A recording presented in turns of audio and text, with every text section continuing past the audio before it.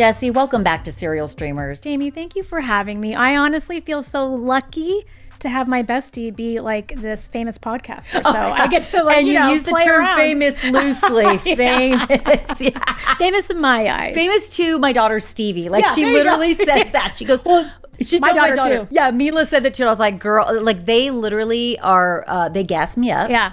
We're talking about our 10 and 11-year-old daughters. Like literally they're like, oh, she's famous. She has a podcast. I'm like, girl, nobody knows me. I know. No. Nobody knows me. It's okay. But it's the YouTube. It's because they watch YouTube, or my daughter watches YouTube. Yes. For kids. Oh, yes. Stevie Not too. the regular YouTube. But still, I think that they think anybody who's vlogging or blogging or on a podcast or anything on a screen is auto famous. Yeah, like if they see you on a screen, you're famous. Yeah. And I'm like, listen, I'll take it.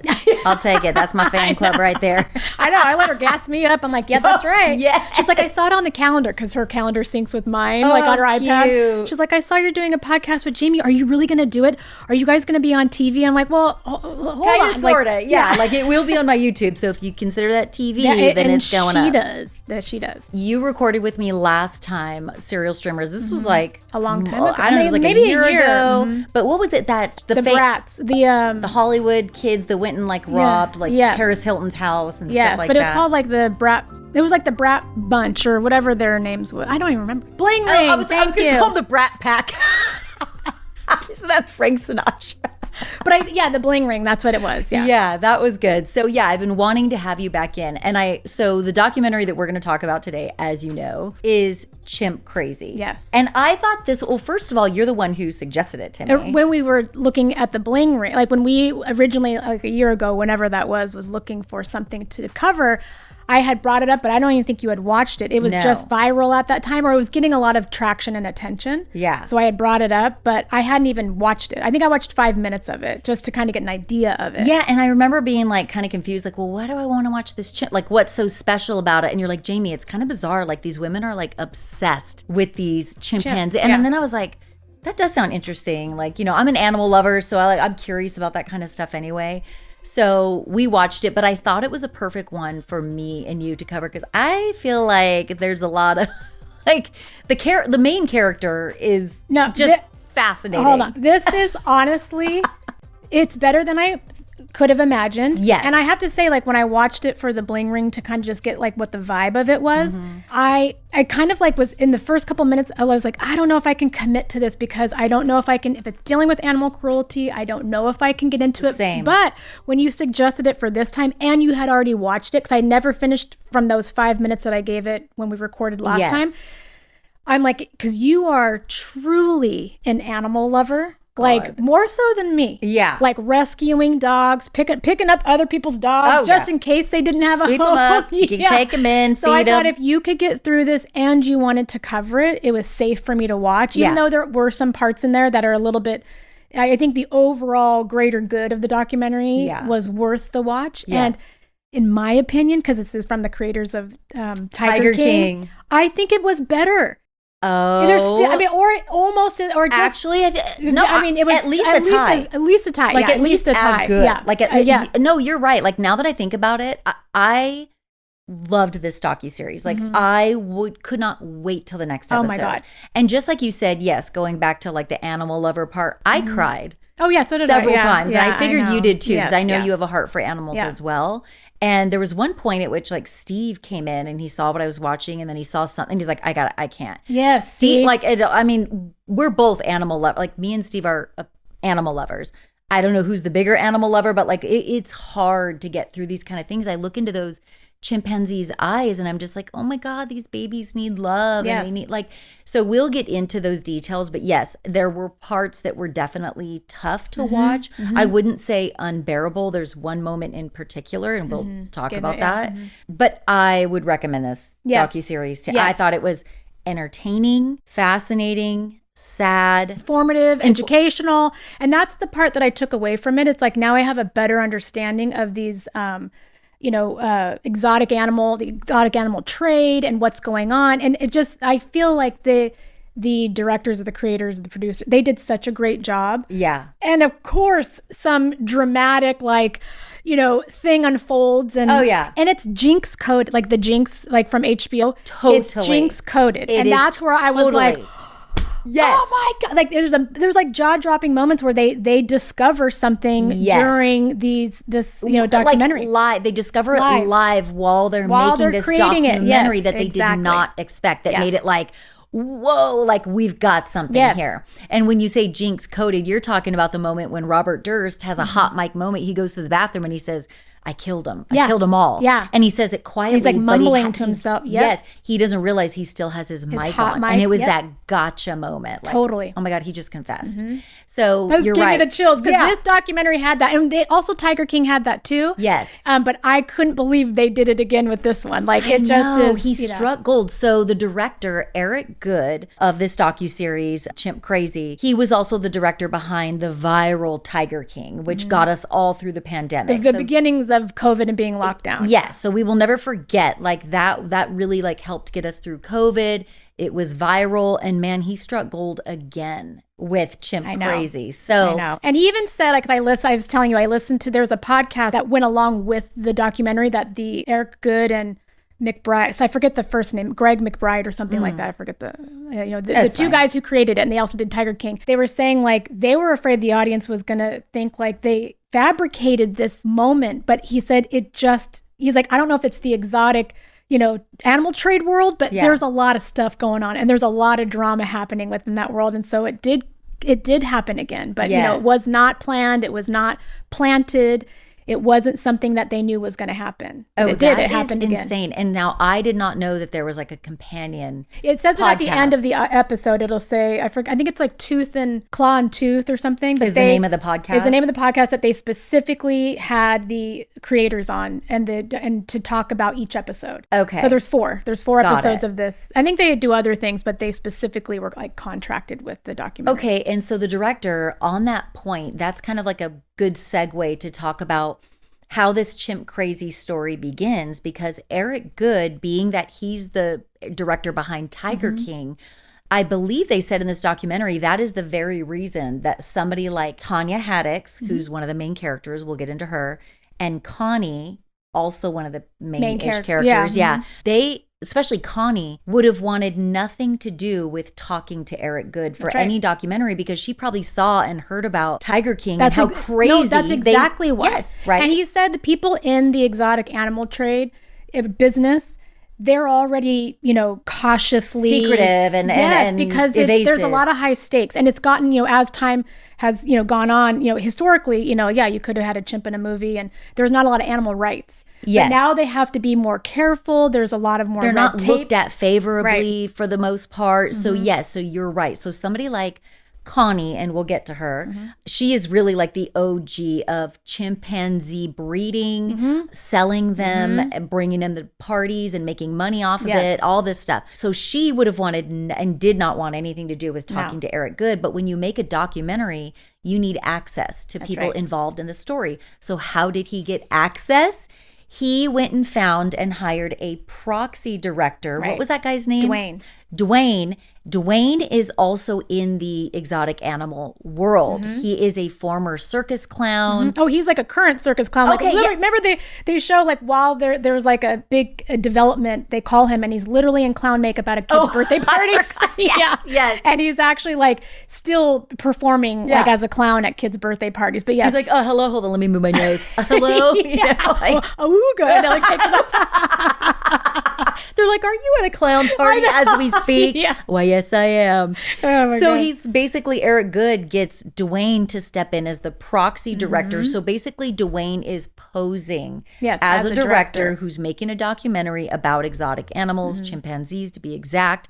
And that is how they slowly gain the trust of Tonia. So and access to everything. So the main, like, I would say she's the mob boss. If we're talking about like a mob family, Connie Casey. Yeah, Connie Casey is the OG mob boss, right? She is largely responsible for bringing chimpanzees into the U.S., breeding them, selling them for $30,000 to $65,000 to people. And eventually she marries a guy and he gets her into the business of bringing these chimpanzees to like birthday parties. Right, they monetize it. It's not just like a hobby. I love chimpanzees and I want to raise one like a child. They learn how to monetize it. Yes. And I think they say that she, the first they monetize it, kind of like by, the traveling monkey. They were on greeting cards. They were in movies. They hired them as actors. She monetized it that way. Yes. But laws were changing, and then they turned it into a 501c. Don't quote me on, I don't know what I'm talking about. Well, it's called a foundation, but there you go. don't know. So Connie, when this documentary starts, Connie is living on this compound in Missouri, and it's called the Missouri Chimpanzee Foundation or Missouri Primate Foundation, something like that. And she has 7 large chimpanzees on the property that she is caring for on a daily basis. And eventually she links up with a woman named Tonia Haddix. Tonia is a nurse, but she eventually gives up her career as a nurse and literally a foster parent. She's also a foster parent, which kind of colors or layers to a chimpanzee. No, she was foster parent to children. Okay, I forgot that part. So I haven't watched this doc, and I told you 2 to 3 months. So that's okay. Yeah. So she was a foster. She gave up. Literally, she has her own biological son as well. She literally and he was an adult by the time she moved to the compound with Connie, but nevertheless, Tonia decides to travel to Missouri in her RV, park it on the compound, and now she's living at this Missouri like a full-time foundation caretaker. Yeah, that's right. So she can help Connie, who's aging, and maybe she's not in good health. Maybe she's just tired from taking care of these chimpanzees. It's a lot of work. So Tonia moves, and so now Tonia is largely responsible for cleaning up their shit, feeding them, talking to them through the cage, doing all the things. And so now you've got Connie, the OG, and she's kind of like more you're like in the background, doesn't want to be seen on camera, walks around in a muumuu. She looks exhausted from raising these chimps her whole life. Then you got Tonia. Oh, now I loved Tonia. Tan Tonia. This girl. Now, immediately when I saw Tonia appear on my screen, I thought of Megan Stallion and Sexy Red song. It's given hair, face, ass, titties. Because Tan Tonia, she never misses a tan session. She never misses a lash session. She never misses her Botox, her lip filler session. She I think was on the, with a very pivotal moment. She's about to be arrested basically. And she's like, but I'm not going to miss my lip filler appointment. That mugshot's going to be lit. She cared. She cares. Now, Connie is walking around in muumuus, don't give a fuck. Doesn't want to be seen. Does not want to be seen. Now, Tonia, she's got her neon pink. She's got her Dolly Parton wig. She's got her Amazon booty. Yes. Those, you know what I'm talking about? Those Amazon stretchy waffle shorts. They literally make it.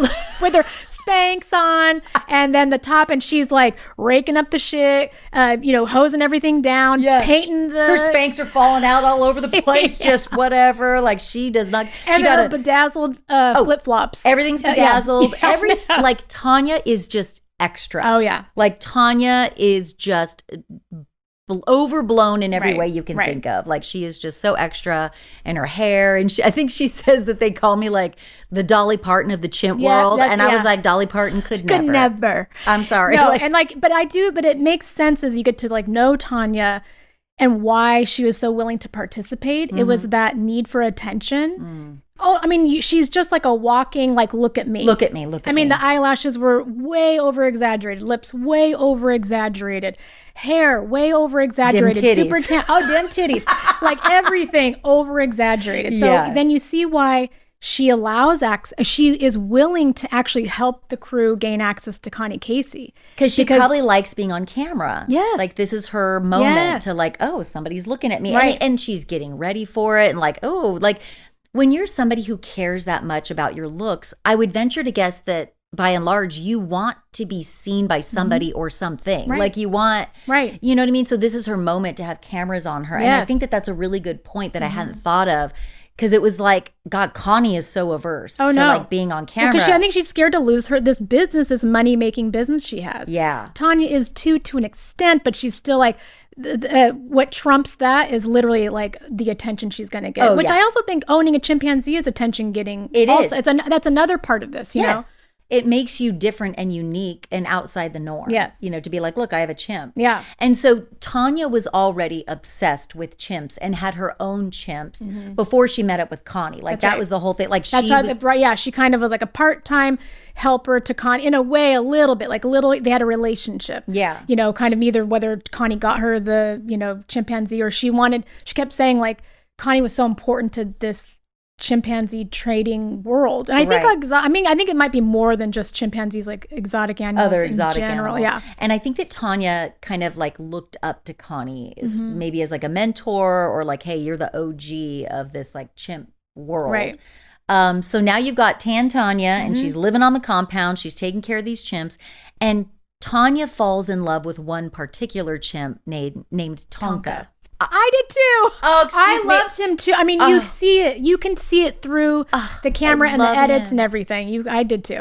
Their eyes, and when they look through the cage, it just got me. It's like I can see how you fall into this crazy world of like, I don't know, maybe wanting to own one and this and that. Now I wouldn't go that far, but it's like they're just so adorable and sweet, and they have personalities, and they're so smart. Well, they're what are they, 98.2 or 97.3%? The DNA is like, you know, that matching of like a human DNA. Yes. So that is like, they're this wild animal that is just, you know, that's drinking coffee, drinking wine, heating up French fries in a microwave, drinking Gatorade, eating what do they call it? Happy Meals? Yeah. Because of Tonia, that was a whole other part of it, though. Yes, and so like now we're seeing footage of Tonia, you know, leading the cameras around the compound, watching her like how she cares, shovel these McDonald's Happy Meals down their throats. Like, here you go, here's your fries. They're like guzzling like Powerade and like much like my daughter does. Yeah. Like, that was her diet. Yeah. The diet that those chimps were eating is Stevie's diet. No, I literally was like,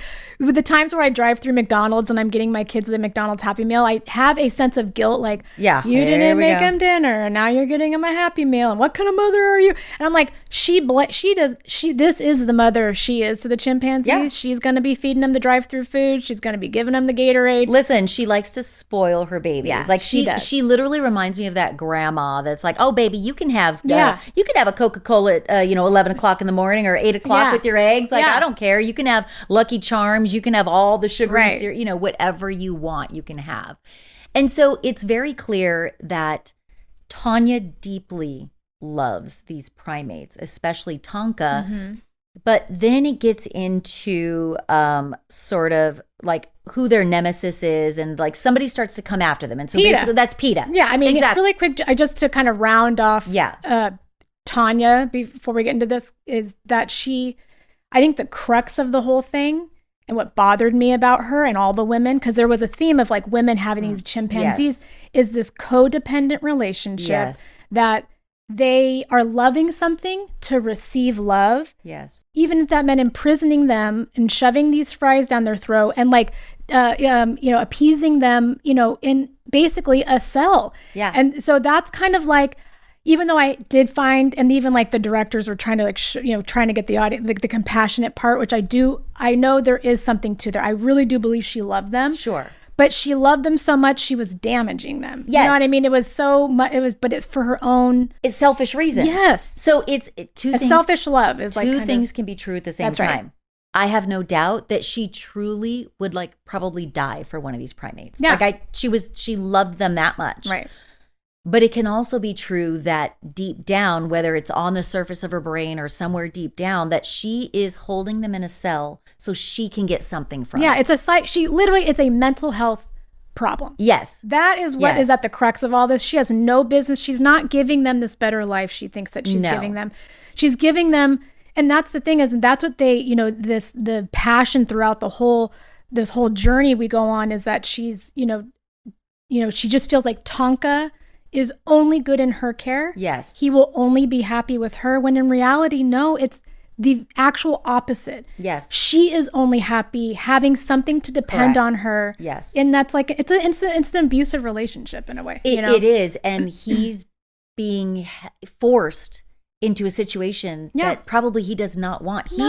I would imagine, like anybody, he wants to be out roaming around. Right. He wants to be playing with his friends. He wants to be interacting. He wants to have more stimulation, more freedom, and he's not getting that. So it really is self-serving to Tonia. Oh, totally. And often like people who are abused, or even like in an abusive relationship, the abused, sometimes the environment's all they know. They actually don't know like what's out there or what their life is supposed to be like. And so like of course like there might be some level of contentness, but you know, you see footage of these gorillas where they're rocking back and forth. They have very limited space in their cages. They, you know, and we find out, you know, like PETA, we're trying to get them to the sanctuary, that, you know, you see this, you know, big sprawling island that they can like freely be with. And chimpanzees, the one thing that's different between like them and let's say a tiger or something, just to compare it to the Tiger King, they are meant to be social. Like they are social within their own kind. Yes. And much like human beings. Exactly like human beings. Right. And human beings do not thrive if you lock them in a cage for 24 hours a day at some point. So that's what I want to back up to real quick, is that these chimps, when you first get them, they're small, they're cute, they're not a threat to your health or safety. They can have coffee with you in the morning, they can eat cupcakes in the afternoon with you. You can take them in your car. And, and your little mobile home might be enough space. That's when exactly right. And they could be as free. They could wear their little diaper. They could do cartwheels. Great.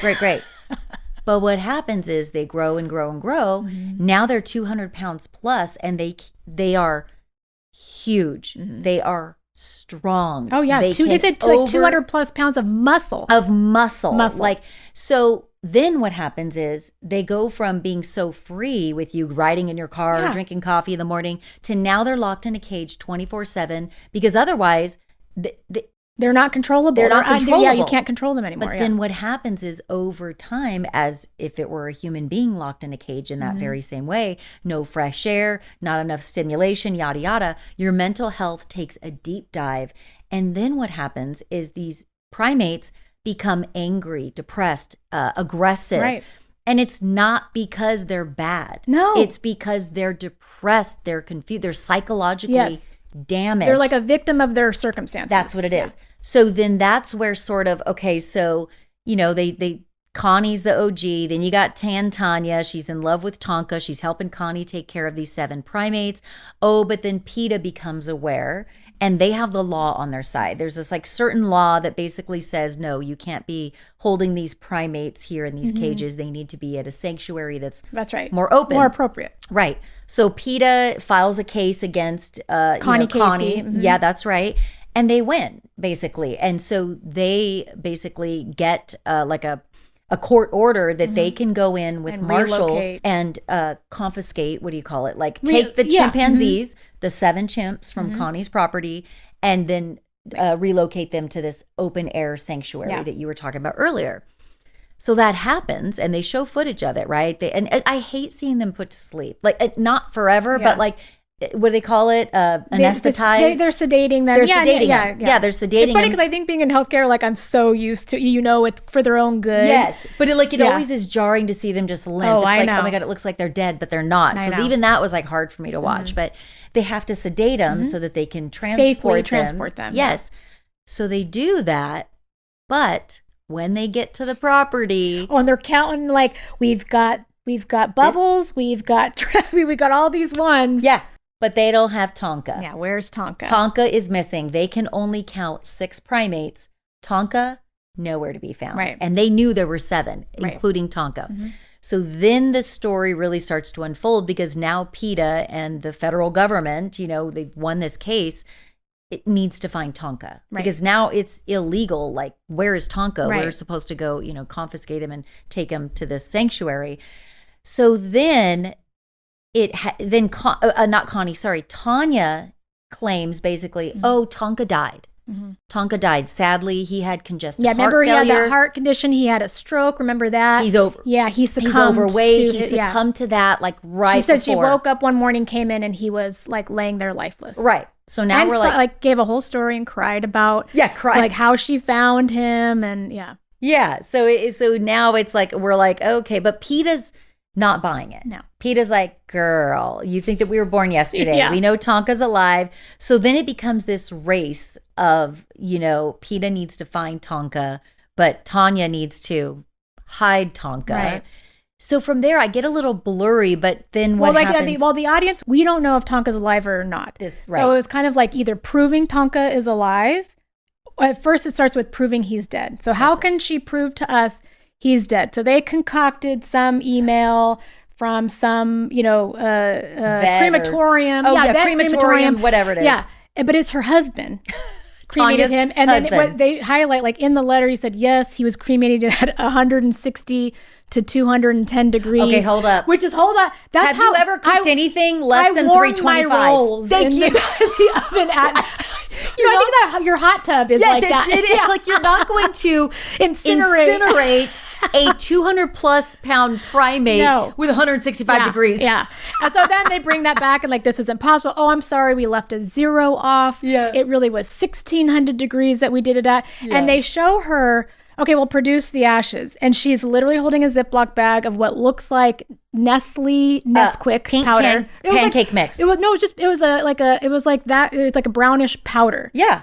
Super fine. Yeah. So then no lumps, nothing. No. So they still are trying to they have to go down like, okay, let's prove that he died. So then they enlist during this court case a forensic anthropologist. Yeah, thank you. And he then takes, some bones and muscle and meat that would be like the size of a primate. They then go to a crematorium, they do this thing, and it clearly looks so different. It's like white powder with bone fragments. Versus this Nestle Quick powder, powder.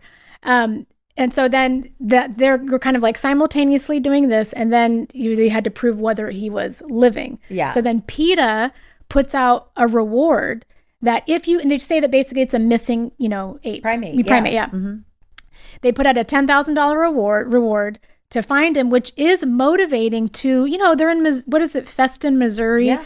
It's a lot of money. And people, it's some of these people that are in the business aren't making as much money as somebody like Tonia who has a zoo or whatever. Right. So they, that was very, the financial motivation was putting a spotlight on him and a target. Yeah. And then we know, is it Alan Cummings, which I love this. I felt like this documentary was made for me because, we love traders. Oh my God, we love the traders. So and Alan Cummings he was a part of it. He starred with Tonka in a movie in the 90s. Prior. Yeah, when it was still okay. And he even fell in love with Tonka. Yes. So he had some kind of emotional investment in this whole where's Tonka. So then he doubled the he matched PETA's reward. So then it became $20,000. Yes.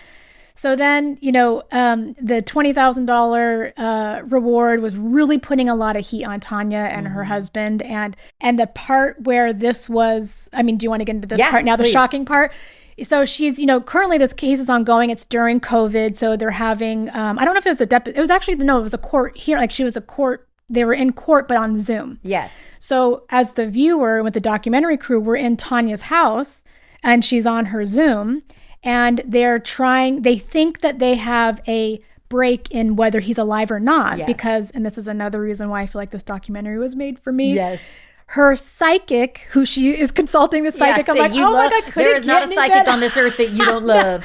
The psychic shares with the PETA, their investigators or the lawyer or whatever, a picture of their text thread between the psychic and Tonia saying something about she's going to get food for Tonka. That's it. And so it has a date, time, and stamp on it. It's clearly after he's been missing. Right. So it's proving that Tonka is alive. So they bring this up, and she comes up with some cockamamie, story that she's got like a spider monkey or some other tiny monkey that she, posthumously has named, Tonka in honor of Tonka. Right. She named this little spider monkey Tonka. That's the food she's talking about. That's the one she's talking about. Right. But it's not. So then she's, saying this and she's crying and in front of the judge on the Zoom court hearing. Yeah. And at the end, the judge says, even though this is pretty good evidence, it still does not prove that, Tonka is alive or that we're referring to this Tonka, supposedly. So then she's like, the court case over. She closes the laptop and she's like, yes, we won.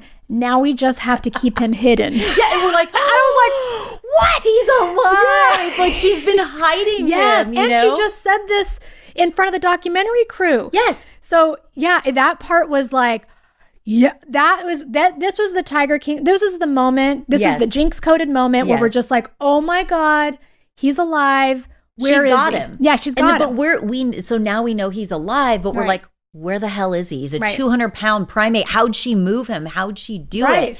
And then also, there's this, now the people working on the documentary are aware, this is a federal case. Right. Now they're aware that he actually is alive and that Tonia has something to do with it. So now, do they step in? Do they not? Do they keep her secret? Yes. And by the way, Tonia and the proxy director, Dwayne, have really bonded at this time. Like, she really, really, really let him, which will be her downfall, but she really trusted him.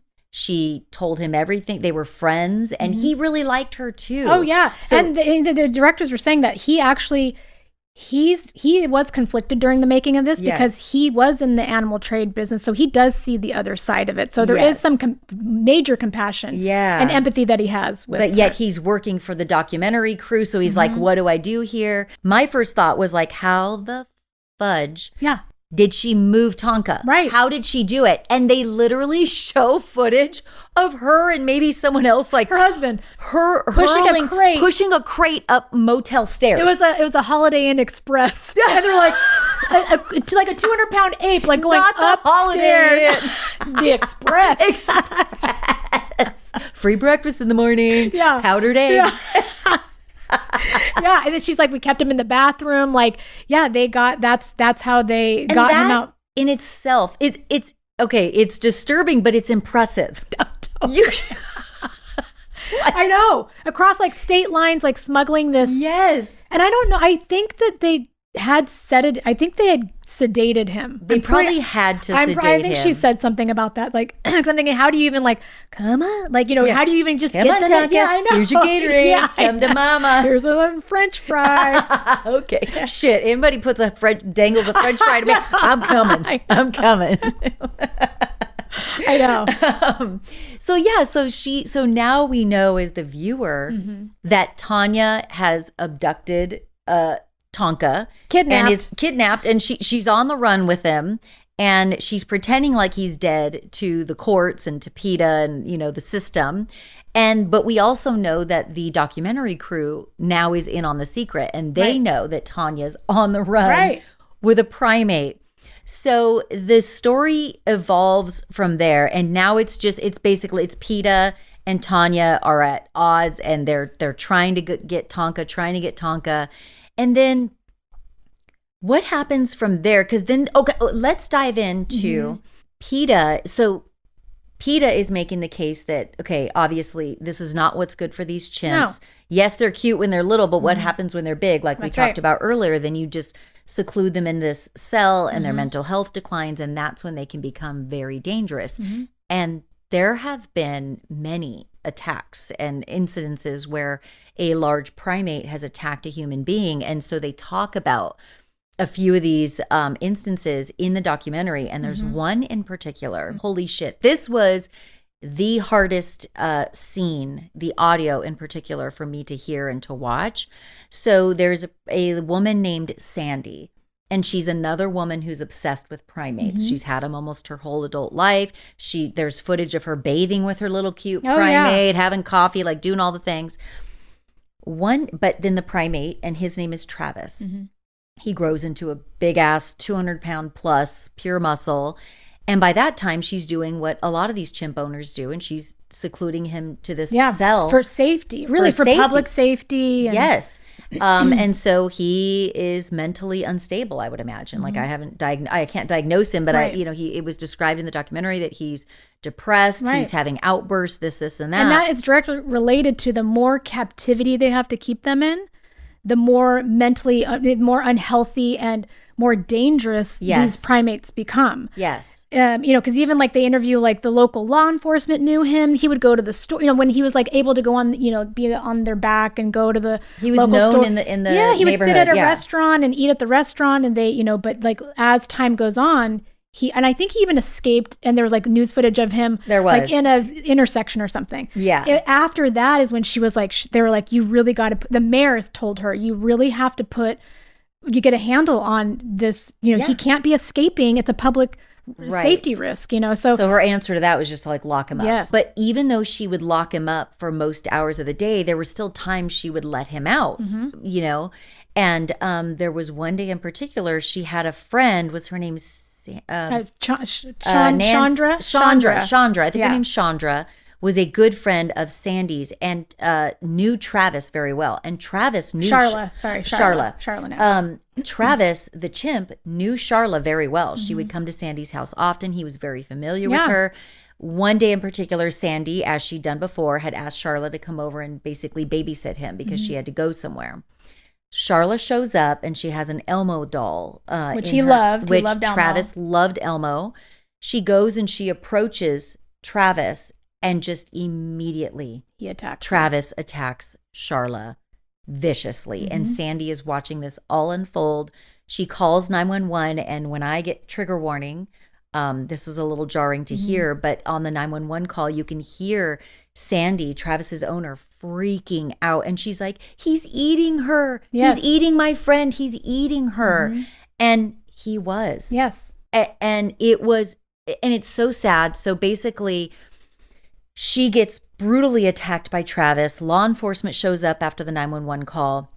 And there's this moment when this like sheriff or cop, it's like who, and he knows, and he knows Travis. He's met him before, and he was a friendly chimp. Yeah, you know, there's all these pictures things of him. I think when like he was a younger chimp. Yeah, yeah. So the law enforcement officer shows up, and he describes in the documentary. There's this moment of he's in his squad car, windows rolled up. I think Travis is glaring into the window at him, and like he said, like Jurassic Park, like shaking the car. Like that's how much power. Because at this point, Travis is just in a rage. Like he's just going through something, and he just brutally attacked this woman, Charla. So he's standing there shaking the squad car, and they're eye to eye. And the law enforcement officer says there's a moment when I looked Travis dead in the eye, and something told me in my brain that Travis looked at me and said without words, kill me or like do it. Like a telepathic like connection, like just do it, like end it, like end me kind of thing. Yeah. And that's exactly what he did. He shot Travis multiple times. Travis dies. Obviously Charla is brutally wounded, and she's taken, you know, to get medical help. And later on in life, she appears on the Oprah show. And for the rest of her life, so she lived, Charla lives, right? But she is never the same again. I have never seen such horrific maiming of an individual, like a person, like her face. You can't even tell it's a face. It wasn't even, there was like, she had no eyes left. She had no, it was like, I mean, major reconstructive surgery and puffy skin, but nothing even resembled a jaw or of where things are supposed to be on your face. Yeah. And they show like, cause I remember watching this in real time on the Oprah show. And she had, you know, a hat with a veil. You could see like the veil was like to her chin, and then she had like a trach, which is like an airway in her, you know, so you could really see that was not covered. So as a viewer, that's already a lot of people don't see stuff like that. It's very jarring, yeah. And then of course Oprah's like, everybody wants to see, can we see your face? And I had seen it live, and I'm telling you, I've seen a lot of things in my life. It's a jump scare. I literally looked at it through my finger. Even on this documentary, I couldn't see it. It was so it's hard to look at. And my heart breaks. I know. For Charla. And she lost both of her hands, it looked like. She literally, I don't know how she survived that, but she did. But she was obviously never the same again. So PETA and the federal government, you know, are basically, they're making this argument. They're showing you in this docuseries, that this is what they're capable of. They're not supposed to be your, you know, forever toddler, that they really do grow up and become these, you know, adult, what do they call, great apes or whatever. I think and that's why I'm glad the documentary, you know, shows these, even though the case might not directly relate to Tonka and Tonia and Connie Casey, it's kind of unveiling the reason why PETA is, you know, it's not only, I mean, I think PETA still is always going to always be on the side of the animal rights and their animal activism. Sure. Where there's also some kind of, there's another word to say, like where it's somewhere in between, like where, but anyways, they're the animal activists who are all in favor for the animal and what's best for the animal. But then the documentary kind of showing these stories of Travis, and then there's another one, Buck, that this is what is specifically with chimpanzees specifically, like having these, that's different than the Tiger King. And the director says this. When they were doing the documentary for the Tiger King, they all said, I would rather be in a cage with 23 tigers than one chimpanzee because... I don't remember this part. Oh, no, this is the Tiger from the King. podcast. No, this is from the podcast okay. after the episodes. Okay, yeah, they were explain saying that. The reason why a chimpanzee is far more dangerous than, being in a cage with 23 tigers is because they are smart. They are not just food motivated. It's not just like a bear who's rummaging through and just like is going to eat you because they're hungry. The chimpanzee is far more... they're far smarter than that, which is why like when they're locked up, they can't even have combo locks because it has to be like a key because they'll figure out the combo. That's insane. So that's why to an exotic animal person, like the Tiger King guy, he would rather have his, the calculated risk of a tiger versus a chimpanzee was less of a risk kind of thing. Because they're so so intelligent. How dangerous these chimpanzees can be, even though they can be lovable. And I'm sure they love their captor, which is what these women end up being. They are captors. Yes, I agree. But these women, and then there are some men, but they really focus on like the female aspect of it. They have no business holding on to and being the sole, caretaker of these giant chimpanzees. These wild animals. Exactly. That end up are wild animals, but they're smart. Yeah. And they're saying like when they attack, they know they're so smart. They know to attack face, limbs, and genitals. Because and that seems like in every attack that they documented, like it seems like it always is those parts of the body. They're not there to eat you and to like a tiger, like shake you until you break, they're not there to do that, to eat you afterwards. They're more targeted with their attack because of their intelligence. Exactly. That's crazy. That's another reason why this whole, they show these stories and it's just so blaringly obvious. And I am so on the side of PETA, and I know they're an extreme organization. Sure. And you can argue that for sure. But they are correct. They need to, this is what is best, even if it means, when they think that she kept referring to them as kids, like they took it's like if she would say, like, it's like if they took your kid. Yes. That's how you would feel, how passionate. I believe Tonia did feel that way. Tonia literally said on the courthouse steps, I love these chimps, or I love Tonka more than my own son. Yeah. She has a biological son. And her son even said in the documentary, like, I feel like I'm always competing for her love versus these chimps. Like I'm always like, these are not his words, but he's like clawing for her attention. And she's like, yeah. Go do whatever. I'm with my chimps. Like she said, I love them more than my own child. But that goes back to her extreme codependency. Yes. It's giving her unconditional love. It'll never say no. It'll never like disappoint her, like never let her down. No, it's not going to go off with its friends and come back at, midnight and or not always call or return a text, Yeah, exactly. No, exactly. Especially when it's locked in a cage and that's right. Like, you are all they have. Exactly. So that you're right about, I didn't know the part of like, now it makes sense because like the chimps are so intelligent that they are very targeted in their attack, and it does seem like they do go after like the limbs, the face, and things. So PETA the documentary does a very good job in showing you, and there are other brutal attacks. The one that we just talked about with Travis and Charla was the worst one by far, but it happens quite often when they get older. And I also want to talk about, and this is not funny, but at some point in the documentary, they introduce us to Connie's husband. This guy, doesn't she get married at some point, and he's the one who introduces her to the idea? I know what part you're talking about. Here we go. Wrote that down. Let's get into it. The news interview. Yeah. That one? Thank you. Okay. So at some point, they introduce us to this guy. I forgot his name already, but he's Connie's husband. Connie's the OG mob boss. I call her the mob boss of the chimp world. And they're kind of showing his role as like kind of when they were monetizing. Yes. Utilizing these chimps, like how they would go to birthday parties. That's the part he comes in. That's basically it. So basically, he's the one who gave Connie the idea of, hey, we can open up a new stream of revenue with these chimps if we take them to birthday parties and people pay us for that, or take them to a corporate party and, have them as entertainment. So they start doing that. So there's there's this footage of like them, you know, the husband taking these chimps to like corporate parties and things like that. And okay, yeah, these, you know, the little chimps crawling on the women's backs, and they're like, oh my God, there's a chimp on my back. How cute. A little diaper. Okay. Then there's a moment when out of nowhere, her husband is doing like a news interview. What happened? So I gotta tell you, because it kind of, they show that chimp is like, they're all the women like, oh my God, he's so cute. And the chimp pulls a toddler's leg down kind of aggressively. Yes. And then they interview him kind of after that. They're interviewing him after that. Yes, so because all of a sudden you see like cute. Everybody loves this chimp, but then there's like a little bit of like disturbing aggression when it pulls the toddler's leg, and the woman's like, no, don't take my kid. And then they interview Connie's husband specifically about that kind regarding about like, hey, these chimps can be a little aggressive. So are they safe? And this man goes on this news interview without a fucking nose. He has no nose. His stitches are still fresh. His nose, it clearly has been reattached. Literally has no nose. Or it's a prosthetic. I don't know what. But there's literally, you can see the sutures. And I'm just like. What happened? Son. Excuse me. What happened to your nose? Like and it looks very much like maybe perhaps a chimp ripped it off.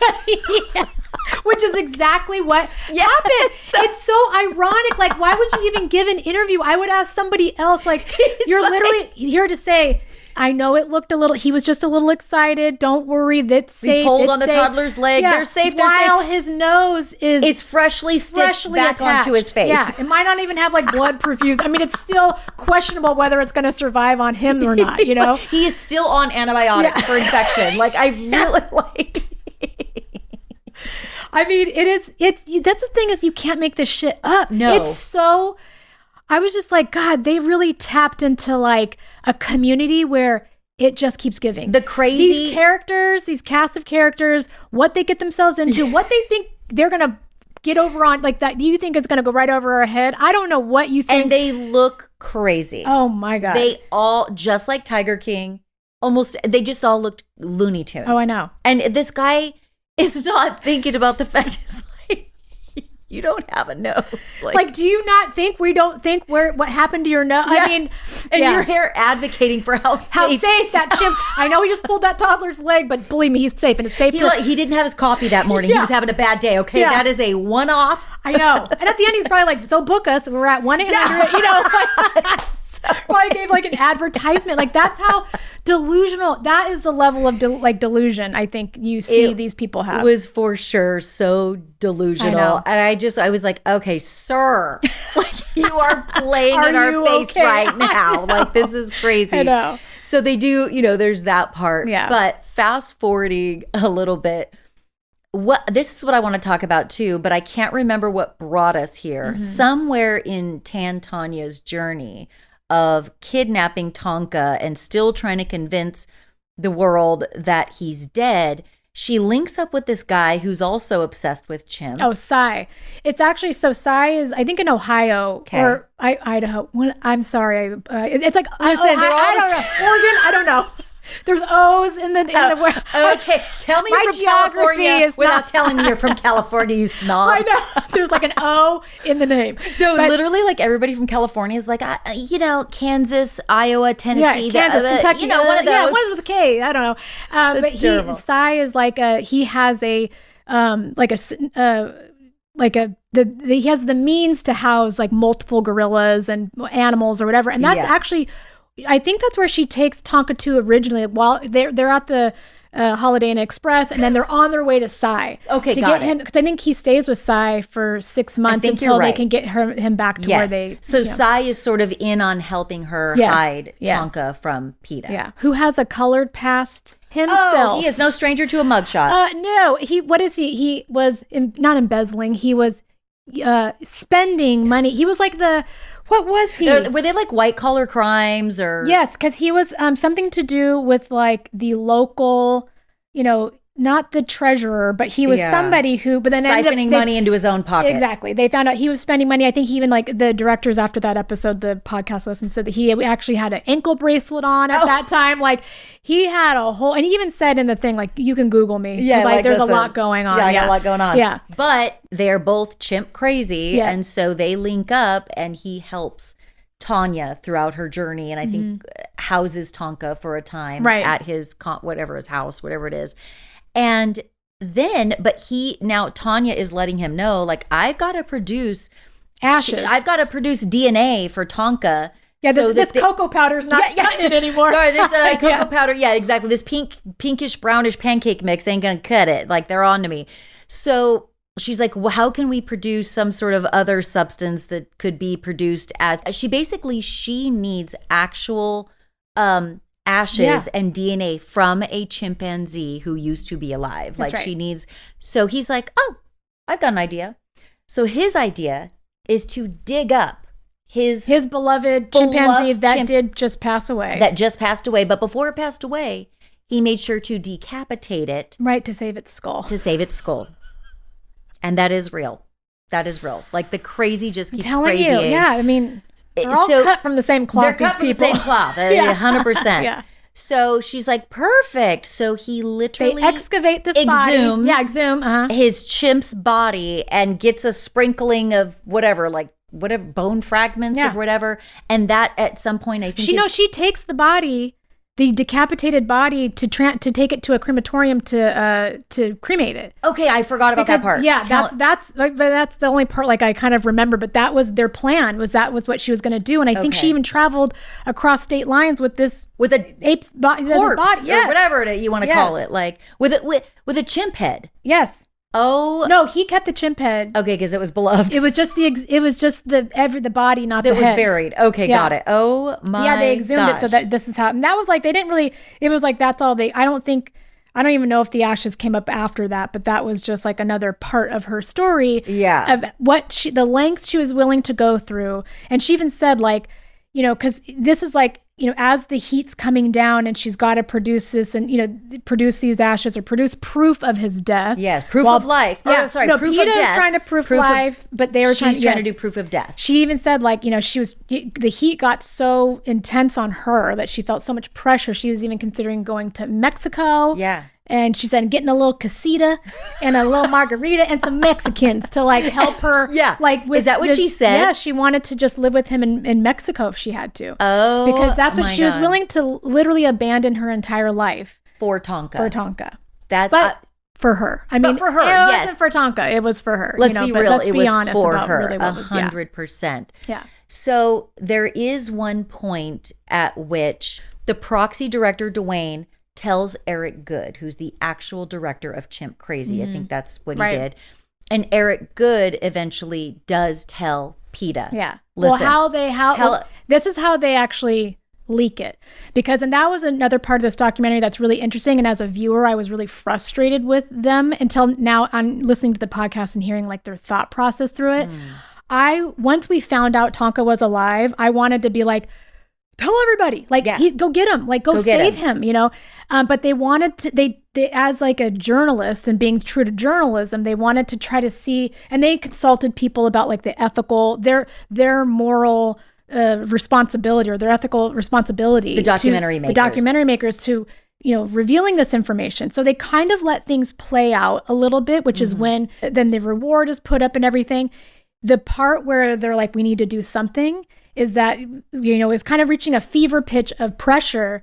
She was talking about possibly euthanizing Tonka because of his congestive, and I'm using air quotes, congestive heart failure. Right. And that the vet was advising, she was going to euthanize and the vet was advising against it. And they brought up this date of June 2nd that the vet was going to come visit to see if like euthanizing Tonka was the best thing to do. Action. So I think that's when Dwayne realized, and we see with these other women's stories, there's a story about Buck at the end where we think, it's almost like they're alluding to, it's another woman who is in over her head and then the ape is killed by law enforcement, but she's saying shoot it in the head. This is this other Buck story that we see later. When one of the chimps got aggressive and was attacking. So I think they show that to kind of show like when Tonia starts talking about euthanizing Tonka, that she might kill him because she thinks it would be the best thing for him. Right. Because he could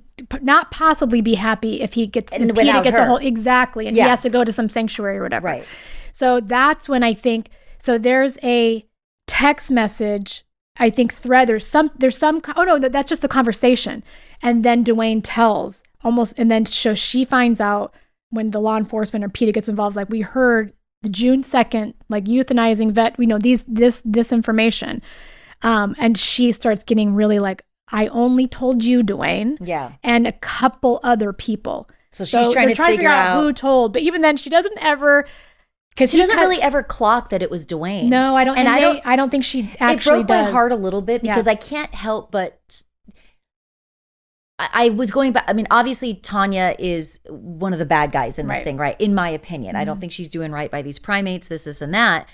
But it broke my heart a little bit that, like, she didn't even know that, like, her friend turned on her. Yeah. And that's always, like, a shitty feeling. And she's just going about life, like, not knowing that her friend, like, turned on her. And here she is still trusting him and all this. But so you're right. Dwayne finds out that Tonia may euthanize Tonka, and he's like, well, shit, now I have to say something because I would hate for that to happen. And as a viewer, I was already, like, kind of upset. I'm like, why did it get to this point? Like, that made me very nervous because I'm like, if they euthanize this chimp, I'm going to lose my shit. Then I was like, I don't think I can, I couldn't get through. I would have been so upset. Yeah, because Tonka is so humanized. Yes. He is so cute and so sweet, and Alan Cumming fell in love with him, and I know Tonia's in love with him in her own weird way. Like, you can't help but fall in love with him as well. And but like, as a viewer, I just was like, please don't take us down. No, like, go get him, please. Please get him. Save him. Like, tell somebody, and somebody needs to say. That part was very anxiety provoking for me until we find out that they do get access to him. Yeah, they're able to take Tonka from her possession, and lo and behold, they do a whole health assessment on him. He has he's a little chubby. He's overweight. He's a little chub from the 5, Happy Meals that he should feed him every day. Yeah. That was basically his only health problem. Yeah, but he did not have congestive heart failure. That she would need to euthanize him over. So that's what I'm saying. That was made up by Tonia. Like, I don't know if she has what's that thing, Munchausen by proxy for chimps or whatever the heck's going on. But she literally diagnosed him herself, and it was not true. Or she may have just said it and it was just a flat out lie. But either way, Tonka, he was a little thick, but he did not have congestive heart failure. And PETA ends up winning out, and they do end up, Tonia's hands are tied. And basically she has to surrender him, and they do take Tonka and they set him free at this, like, multiple island outdoor sanctuary. Beautiful. It's beautiful with, like, so many other primates. I want to say it was something like 10 to 13 primates per island, because they do that specifically because that's best for primates. I don't know. There's, like, some reason behind it.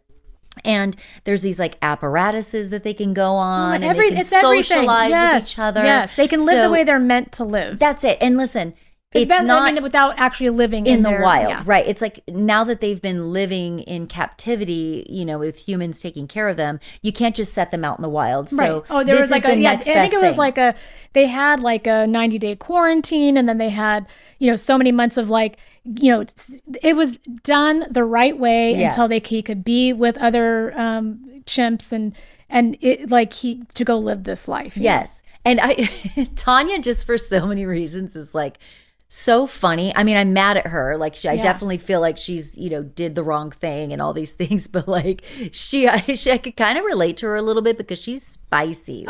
She just, like, middle fingers the whole way. Fuck yeah, she kept calling the lawyer, like, Pee Wee Herman. She's like, Larry's this little fucker. Yeah. Like, she kept, like, she had hot mic moments where the judge had to tell her, like, your mic is still on. Yeah, excuse me, You're, like, ma'am. calling this guy an asshole, but your mic is on. She said. I was like, she just, like, gave zero fucks. No. She literally was like a little badass, a little Dolly Parton for the chimp world badass. But yeah, so that was basically the end, and PETA ends up winning. And I was super happy to see. It was very satisfying to see Tonka with all these other primates, and that Alan Cumming got to come visit him again after all these years. And I do think that laws have changed. I don't think they use real chimps in movies anymore. No, like, they're that's not all a thing. CGI'd. And that's something they said, that it's now you can't even, there's no way around it, basically. Yeah. There was a loophole, and that's what they did bring in, some kind of, like, historical element with Nixon, where he had signed something saying, like, they're on the endangered species list. except for the ones that were bred in America and then like utilized for, TV and television and movies and things like that. Now they're all on the endangered list, whether they were born in America or born in captivity. Wow. It doesn't matter where, they are all considered endangered. As you know, my husband, Steve, used to work in the movie industry. That's right. Movie and film industry for like 20 years.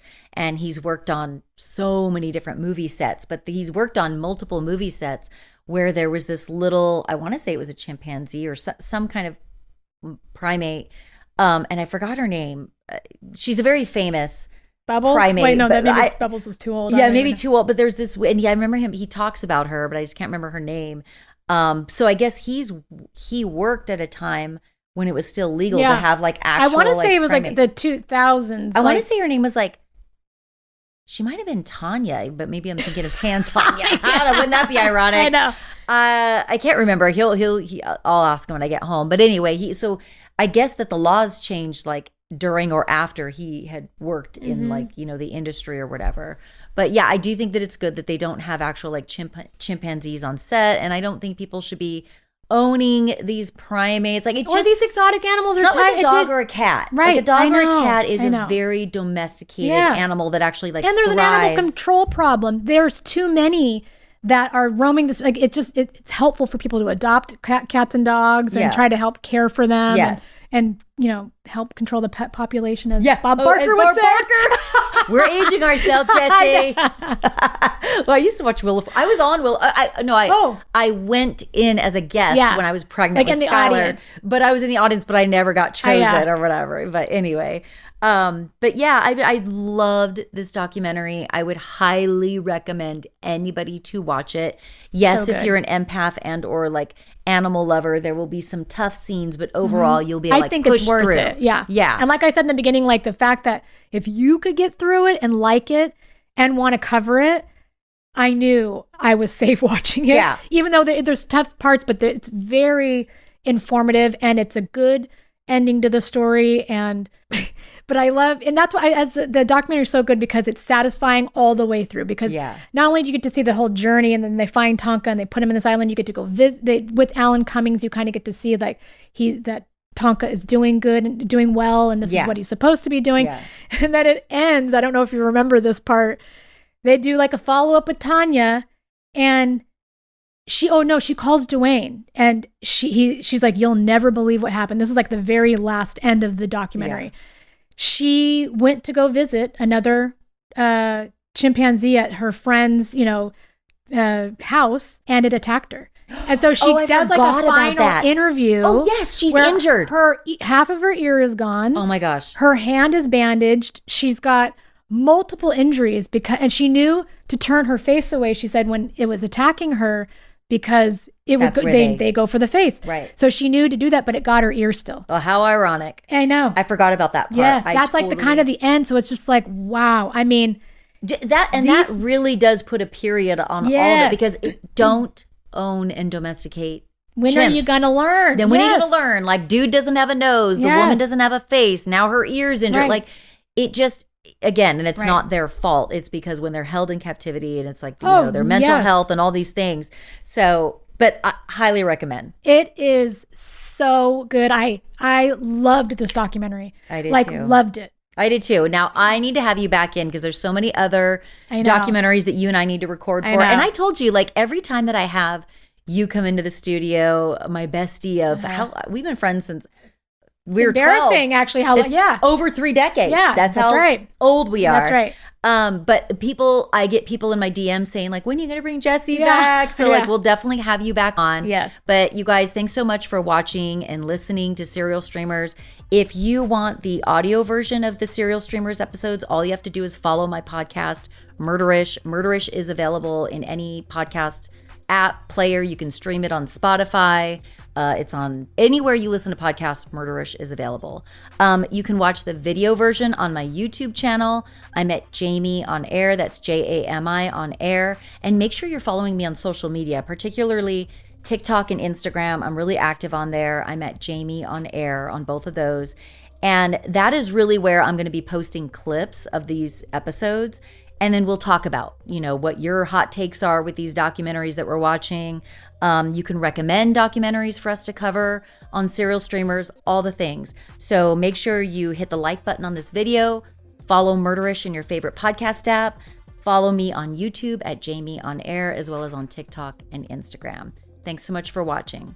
And remember, be that bitch when it comes to your safety. Always cover your drink, leave your lights on at night, and always, always, always follow your instincts. Stay safe out there.